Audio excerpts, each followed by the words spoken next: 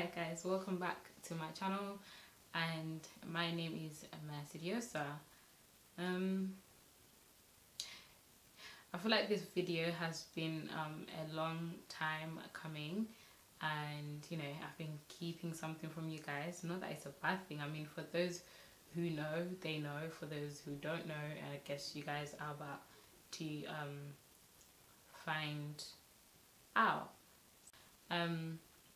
I came to the UK in 2008 with my mum, my dad, and my little sister. So growing up, everything was normal. It was supposed to be how it was. It was what it was. I had a mum, I had a dad, I had a little sister. I guess when I was growing up, I always I had a different surname to my other sibling, which is when you're younger, it's not something that really bothers you, and it's not something that you want to be like, oh, but why do I have a different surname? I wasn't really that kind of a child. I was, I just got on with it. As far as I knew, that was my mom, that was my dad, and it was what it was. Mom has not known me my whole entire life. That's my mom. No one can ever tell me anything else or tell me any different. So my mom passed away when I was 13. I feel like that was literally the hardest thing that I've ever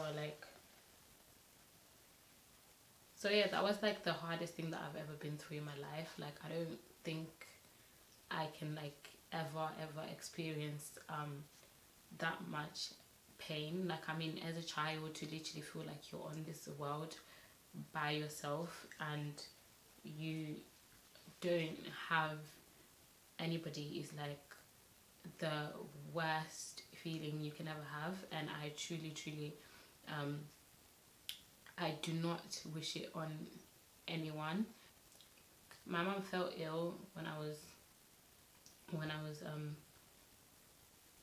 13, and at the time she was pregnant with my other little sister, and sadly she passed away when 3 months after she gave birth to my little sister. And I can literally remember it like it was yesterday. It's not something I like to talk about. It's not something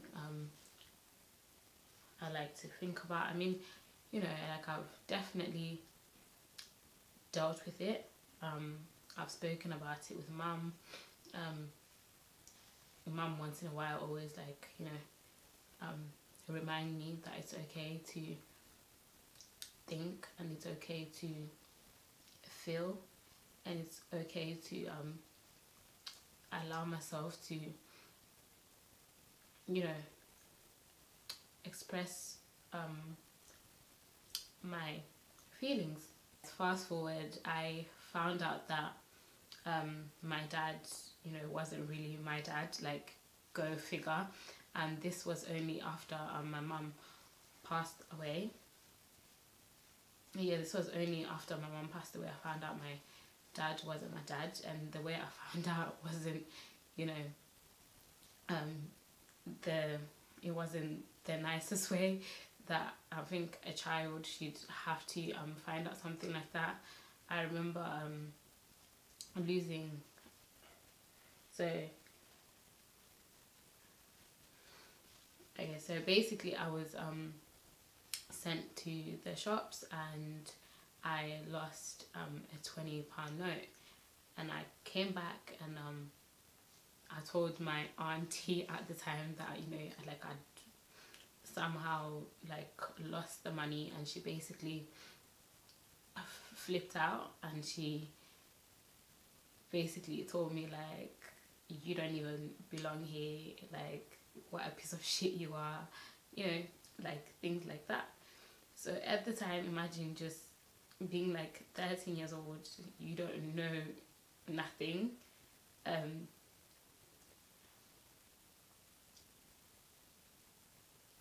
I guess it like confirmed all the thoughts that I had, and you know, thinking, okay, we have different surnames, maybe that's not my dad, but you know, you never really say anything. But yeah, she basically confirmed it and told me that I was basically there as a token, I suppose. Like, it was a tokenistic thing that they were doing, keeping me in the family and keeping me there, and that my father wasn't even my father. And for the life of me, why I got told that information because I'd lost a £20 note, I can't even begin to even think about it. So at the time, I remember just crying. I was just so upset. Like, I remember just crying and just crying. I remember at the time it was happening, I went to the hospital. I went to the hospital for the first time to see my mum, and like, no, she looked ill, but she was fine, and she basically told me like just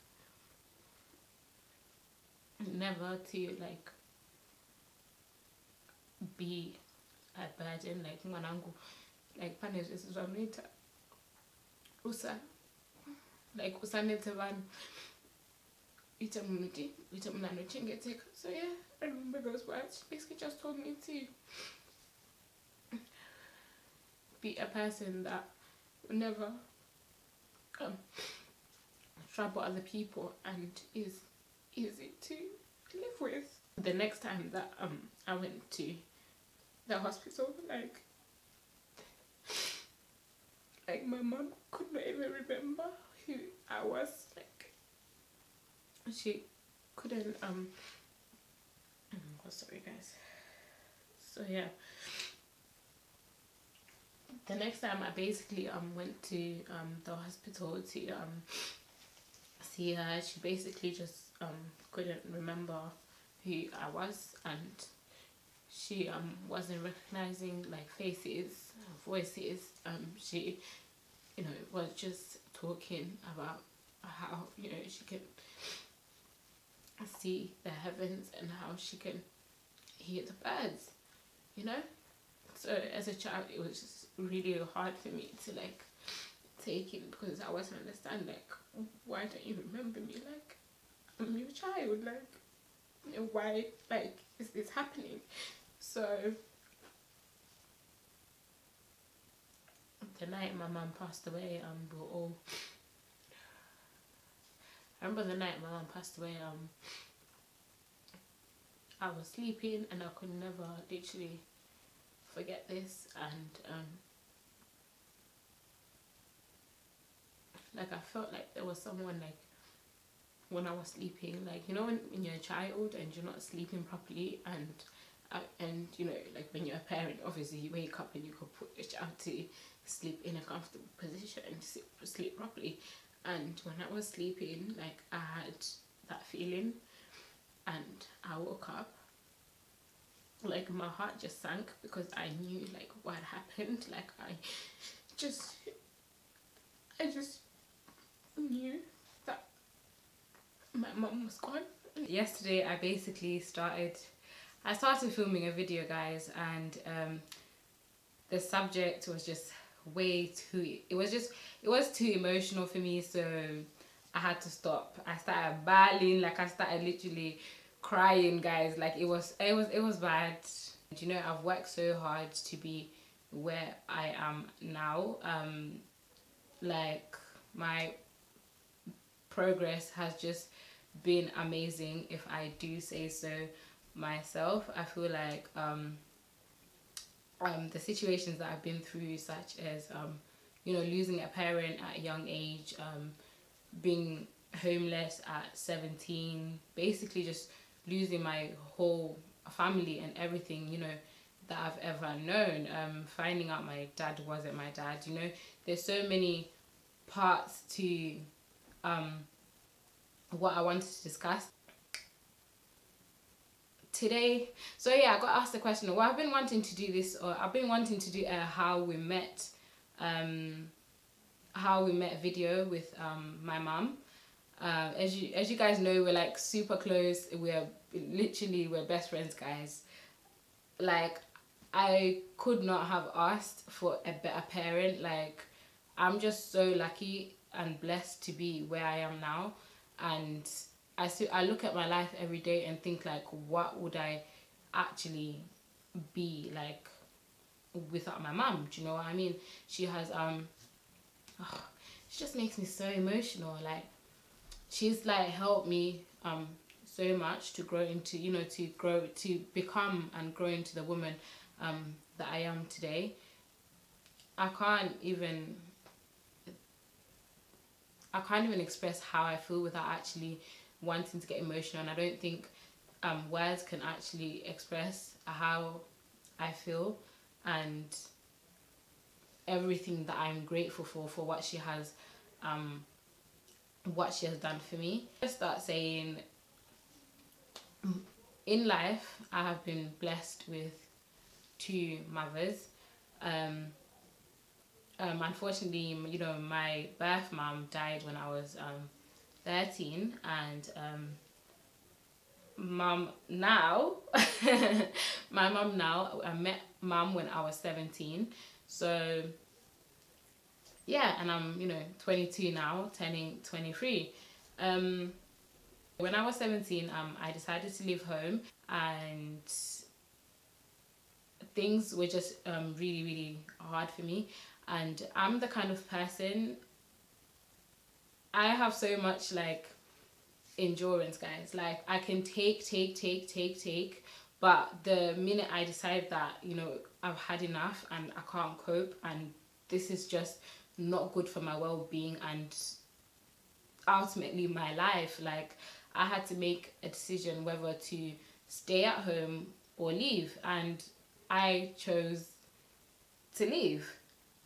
I remember the day I left, I had an argument with my stepdad, and he basically took all the money that I had on me, and the only thing that luckily I was left with in my pocket was a weekly bus pass, because I was just like first year of college, so you know how you get the weekly, monthly bus passes. So that's basically what I had on me. I had a bus pass, and I just remember you know, like, you know, the aftermath of an argument, you're feeling angry, you're just feeling like, why is this happening? Like, and to me, like, after the argument, it just showed me that for my own well-being, for my own health, for my own mind, and for my own sanity, that I had to leave. And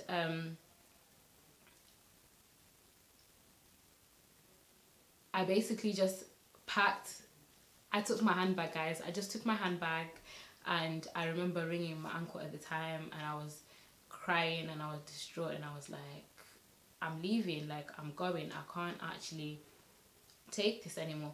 And one thing I want to point out is that, you know, as a child, there are people, you know, that are supposed to look after you. Like, that's their responsibility, to look after you, to make sure that you are well taken care of. So but in my situation, the people that I trusted to take care of me, unfortunately, did not really care about me. So the feeling just wasn't mutual.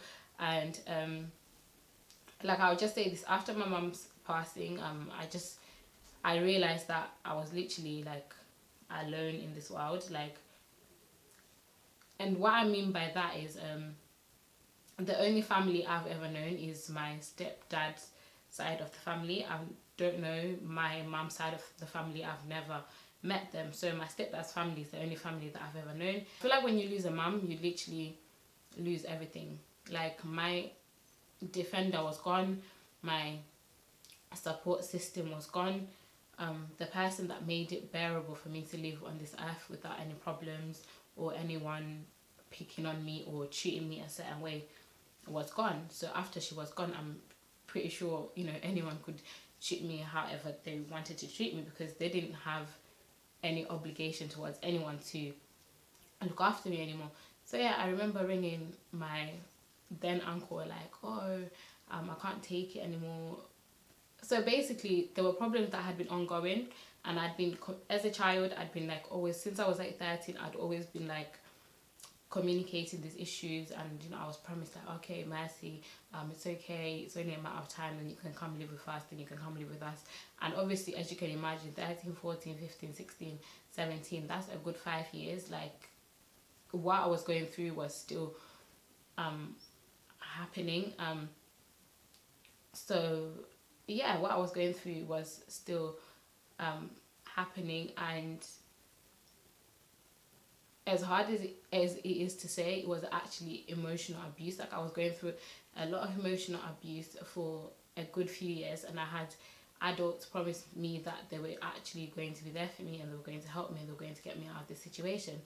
And that never happened until the day when I picked up the phone and I was like, listen, I can't take it.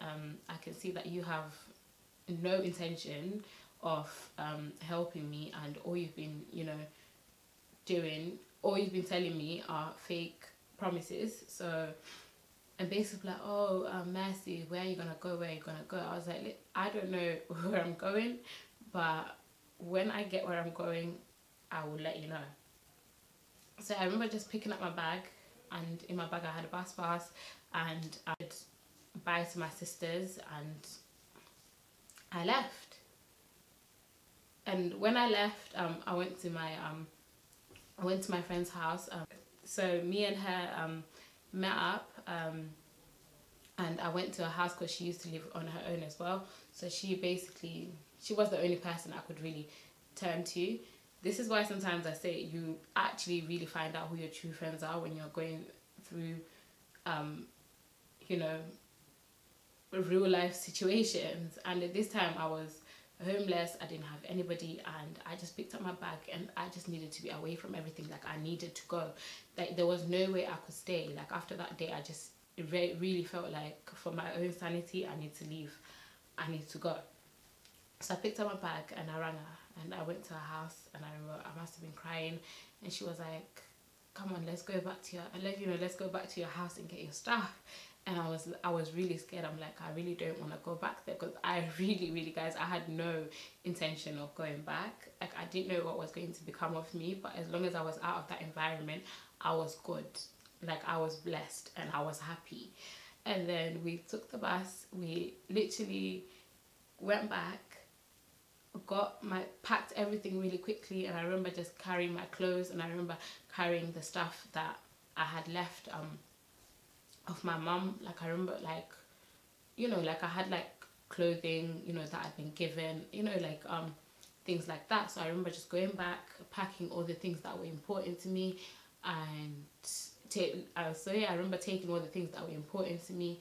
I remember going back, taking my passport, and, you know, just my identification to just prove who I was. And then instead of taking the bus back, we decided to just, you know, take a walk and just reminisce life, I suppose. And funny enough, when we were walking back to town, I saw my stepdad on the same road that I was on, but he was on the other side, and I literally had to hide and keep it moving. It was really crazy, guys. It was like a movie. Like, I don't even, to this day, I don't believe it happened. So basically went back to hers. She was only allowed to keep someone, the place that she lived, she was only allowed to have someone for like 3 days. So I knew for the next 3 days that I was going to be fine. I had someone to lay my head. I had, you know, I had space where I could actually think about what I was going to do next. And I was saying, so we went into town, and we were walking around, just trying to like keep busy and get my mind off you know, what had just happened. And if you guys know me, everyone says that, you know, I'm a snob. So yeah, everyone says that I'm a snob, and, you know, I'm very hoity-toity, if that means anything. Basically, when you first meet me, I'm just to myself. Like, I'm not really like that. I'm just very much to myself. Sometimes I may come across as if I have a lot of attitude, and I come across as that girl. So yeah, that day I met my sister Corinne, and Corinne was my friend's friend. So yeah, these two were friends. So I met Corinne, and Coco was like, oh, hi guys. And then Coco said to me, she must have told me like, oh, you're really pretty, or you look really nice, something like that along those lines. And I basically just went like, you know, one of those like kind of thing. So yeah, so Coco was like, oh guys, do you want some food? And then she bought us Chinese, if I can remember. So she bought me and my friend Chinese. And then my friend kind of explained to her what was going on with me. And to be honest, guys, I didn't know many Zimbabwean people, or I didn't know what to do. I didn't know who to turn to. So she basically said, oh, Mercy, Corinne is Zimbabwean, so she's going to take you to meet her mum. And I remember walking from town, like I hadn't been to the area that Coco, obviously that Coco, so weird saying it like that, I hadn't been to that area. So we walked from town to Coco's house, then to my sister's house. So we walked to my sister's house, and I remember I was wearing this leopard jumpsuit with creepers. That was like the style at that time, and I remember that is what I was wearing. And when we got to the house, Mum was in the kitchen, and then she basically just said hi to us. And she said that the first time she met me, I was like looking, you know, at the house like, what is this? Like, am I really supposed to be here? Like, just having a whole lot of attitude. But what Mum also told me from that day is that Mum told me that when she first met me, she fell in love, and I was like literally I was like the third child that she never had, but God had blessed her with one. And she basically told me that I reminded her of herself when she was younger. And yeah, so that's when I was 17, that was the first time Mum ever met me. And since then, she's always said that the minute I walked into her house, she's always had a connection with me. And so yeah, she's always said that ever since, you know, sorry guys, and that for the minute I walked into her house, that, you know, she made a promise with God that she was going to always be there for me, and she was basically going to ride for me. And she's always repeating this, like, no matter anything that you do, like, I know that you're a child like my own, like, even though I did not give birth to you, even though I did not give birth to you, to me that doesn't matter. To me, you're my child. Like, there's so much. She always told me that there's so many, you know, kids that have come in and out of her life, but me and her have just had a connection since the first time we met. And, you know, it's as if, you know, my mom gave birth to me just for her. So yeah, I just came in. I came in and I just fit in perfectly. So yeah, she's always saying, she says that, you know, she's basically signed a contract with God that she'll always be there for me no matter what, and that I can basically be here as long as I want to, and I'm safe and I'm good and I don't need to go anywhere. And, you know, that's my mum. For some reason, I've always known that no matter what, I'm always going to be okay. I literally left one bad situation and I was blessed into another life-changing situation. I was, you know, like, in this world, even though I know my mum left me, like, or my mum died, I've actually never been alone, and I know that she's always out there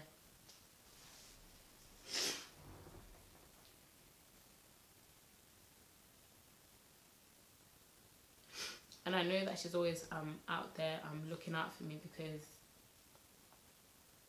through a random situation I walked into my blessing, and my mum has always been my blessing. Like, remembering all of this just makes me so emotional. So if this video, you know, has caused anyone any distress, guys, I'm so sorry. But I've been asked the question so many times, and I felt like it was something, you know, that I had to share with you guys. And I feel like it's always better for people to, well, this is what my sister said, it's always better for people to judge you on what you've told them with your own mouth, instead of what they've heard from other people, or what they think they know.